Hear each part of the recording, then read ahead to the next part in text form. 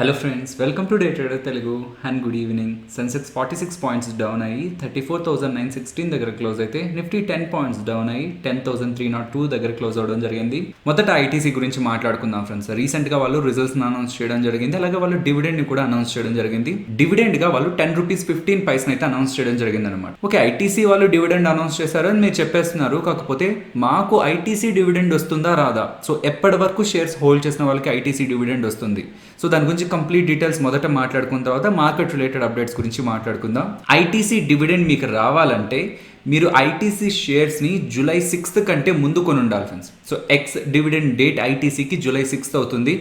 So July 6th అంటే మనకి Monday అవుతుంది. సో దానికంటే ముందు కొనాలంటే మీరు సండే కొనడానికి లేదు, సాటర్డే కొనడానికి లేదు, మీరు ఫ్రైడే కొనాల్సి ఉంటుంది. అంటే జూలై 3rd మీరు స్టాక్స్ కొంటేనే మీకు ఐటీసీ డివిడెండ్, ఈ ₹10.15 డివిడెండ్ అనేది మీకు ఫ్యూచర్లో మీకు క్రెడిట్ అవ్వడానికి మీరు ఎలిజిబుల్ అవుతారనమాట. ఓకే, నేను ఆల్రెడీ ఐటీసీ షేర్స్ని హోల్డ్ చేస్తున్నాను, లేదంటే జూలై 6th ముందే నేను ఐటీసీ షేర్స్ని కొంటాను. సో దట్ నాకు డివిడెండ్ ఎప్పుడు వస్తుంది అంటే September 8th అనమాట. వీళ్ళు చెప్తున్న దాని ప్రకారం September 8 ఆ పాయింట్ ఆఫ్ టైంకి డివిడెండ్ మీ బ్యాంక్ అకౌంట్స్లో అయితే క్రెడిట్ అవుతుంది. అండ్ ఇది బిగినర్స్కి చెప్తున్నాను. సో కేవలం డివిడెండ్ కోసమే ఐటీసీ స్టాక్స్ కొని ఈ ఎక్స్ డివిడెండ్ డేట్ తర్వాత ఎప్పుడైనా సెల్ చేసేస్తే మనకి డివిడెండ్ వస్తుంది కదా అంటే మీకు డివిడెండ్ వస్తుంది, బట్ మీరు సెల్ చేసే పాయింట్ ఆఫ్ టైంకి అది స్టాక్ ప్రైస్లో కూడా రిఫ్లెక్ట్ అయిపోయి ఉంటుంది. కాబట్టి మీకు పెద్ద అడ్వాంటేజ్ ఉండదు. ఈ రోజు ఈవినింగ్ 4 అరౌండ్ మోడీ గారు భారతదేశ ప్రజలను ఉద్దేశించి కొన్ని స్టేట్మెంట్స్ చేయడం జరిగింది ఫ్రెండ్స్. సరైన సమయానికి మనం లాక్డౌన్ విధించాం కాబట్టి కొన్ని లక్షల మంది ప్రాణాలను మనం కాపాడగలిగాం. లాక్డౌన్ విధించినప్పుడు అంతా బాగానే ఉంది, బట్ అన్లాక్ ఎప్పుడైతే కేంద్ర ప్రభుత్వం అనౌన్స్ చేసిందో దాని తర్వాత ప్రజల్లో కొంత నెగ్లిజెన్స్ అనేది పెరిగిపోయింది. సో మాస్కులు వేసుకోకపోవడం కానివ్వండి, బయట సోషల్ డిస్టెన్సింగ్ నార్మ్స్ను కూడా పెద్దగా పాటించట్లేదు. సో ఇలా పాటించకపోతే ఇండియాలో నెంబర్ ఆఫ్ కేసెస్ ఎక్కువైపోతాయి. కాబట్టి దీని రిలేటెడ్గా నరేంద్ర మోడీ గారు లోకల్గా ఉన్న గవర్నమెంట్స్ చాలా స్ట్రిక్ట్ యాక్షన్స్ తీసుకోవాల్సి ఉంటుంది. అది ప్రైమ్ మినిస్టర్ అయినా, లోకల్ లీడర్ అయినా, ఎవరైనా సరే ఈ వైరస్ని కట్టడి చేసేందుకు ప్రెసెంట్ ఉన్న రూల్స్ని తప్పనిసరిగా ఫాలో అవ్వాల్సి ఉంటుంది. రూల్స్ని అతిక్రమించడానికి ఎవ్వరు కూడా అర్హులైతే కాదు. రూల్స్ని ఖచ్చితంగా అందరూ ఫాలో అవ్వాల్సి ఉంటుందనే స్టేట్మెంట్స్ అయితే చేయడం జరిగింది.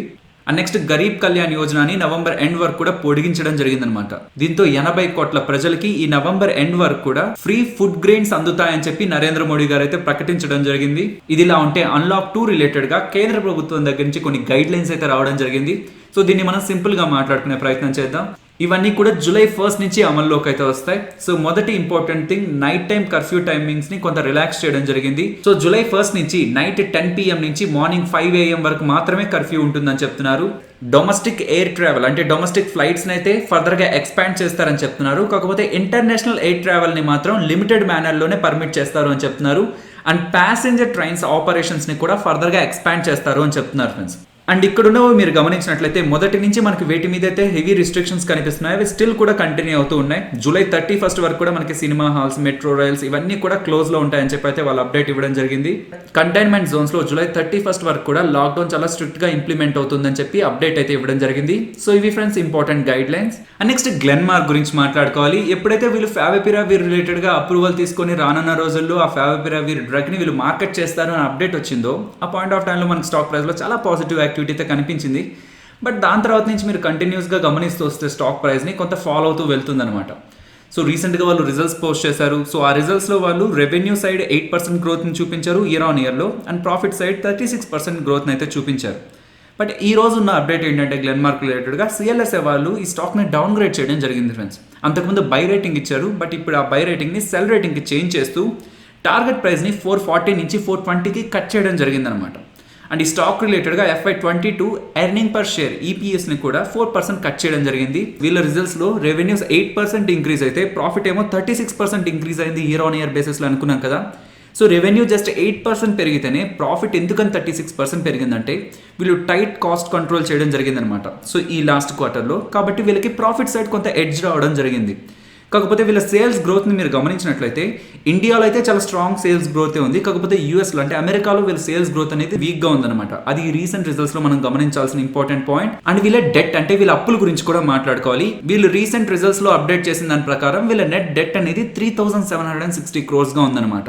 3,760 crores నెట్ డెట్ అనేది కొంత ఎక్కువ అమౌంటే. కాకపోతే ఇంకొక ఇంపార్టెంట్ పాయింట్ వీళ్ళ గురించి మనం తెలుసుకోవాల్సింది, వీళ్ళ మేనేజ్మెంట్ గైడెన్స్ అనేది వీళ్ళు మీట్ అవ్వలేదన్నమాట. సో వీళ్ళు అంతకుముందు ప్రామిస్ చేసింది ఏంటంటే ఈ FY20లో మేము 700 నుంచి 800 crores దగ్గరగా మా నెట్ డెట్ని మేము తగ్గించుకుంటామని చెప్పారు. కాకపోతే ఇయర్ ఆన్ ఇయర్ కంపారిజన్ లో వీళ్ళ నెట్ డెట్ అనేది 300 crores పెరగడం జరిగింది ఫ్రెండ్స్. సో ఈ ఏరియాని కూడా గ్లెన్మార్క్ లో ఇన్వెస్ట్మెంట్ చేసిన వాళ్ళైతే కొంత ఫోకస్ చేయాల్సి ఉంటుంది. మనం ఏ కంపెనీకైనా సరే వాళ్ళ రెవెన్యూస్ ఎలా వస్తున్నాయి, వాళ్ళ ప్రాఫిట్స్ ఎలా వస్తున్నాయి అండ్ వాళ్ళ సేల్స్ గ్రోత్ ఎలా ఉంది, సో డిఫరెంట్ ఏరియాస్లో వాళ్ళ సేల్స్ ఎలా ఉన్నాయి, స్ట్రాంగ్గా ఉన్నాయి, వీక్గా ఉన్నాయి, ఇవి ఎలాగైతే ఫార్మా కంపెనీస్కి మనం గమనిస్తుంటామో ఆ కంపెనీ లాస్ట్ క్వార్టర్స్లో ఇచ్చిన గైడెన్స్ని మీట్ అవుతుందా లేదా, ఆ కంపెనీకి నెట్ డెట్ ఆర్ వాళ్ళ అప్పులు ఎలా ఉన్నాయి అనేది కూడా మనం కన్సిడరేషన్లోకి తీసుకోవాల్సి ఉంటుంది. గ్లెన్మార్క్ రిలేటెడ్గా వాళ్ళ నెట్ డెట్ అనేది కొంత ఇబ్బందికరంగా ఉండడం అనేది కూడా సిఎల్ఎస్ఏ వాళ్ళు ఇలా డౌన్ గ్రేడ్ చేయడానికి రీజన్ అని కూడా సిఎల్ఎస్ఏ వాళ్ళు అప్డేట్ చేయడం జరిగింది friends. Hyderabad based biotechnology company అయిన భారత్ బయోటెక్ వాళ్ళు ఈ వైరస్ రిలేటెడ్గా వ్యాక్సిన్ని డెవలప్ చేసేదానికి కొంత ముందుకైతే వెళ్తున్నారు. ప్రీ క్లినికల్ స్టడీస్లో వీళ్ళు డెవలప్ చేస్తున్న కోవాక్సిన్కి కొంత పాజిటివ్ డేటా రావడంతో దీనికి DCGI అప్రూవల్ అయితే దొరికింది. ప్రీ క్లినికల్ స్టడీస్ అనేవి స్టార్టింగ్ స్టేజ్లో చేస్తూ ఉంటారనమాట. అవి పాజిటివ్గా ఉందంటే స్టెప్ బై స్టెప్ కంటిన్యూ అవుతూ హ్యూమన్స్ మీద కూడా టెస్ట్ చేస్తారు. సో అవి పాజిటివ్గా ఉండడంతో వీళ్ళు డెవలప్ చేస్తున్న కోవాక్సిన్కి DCGI దగ్గర నుంచి అప్రూవల్ రావడం జరిగిందనమాట.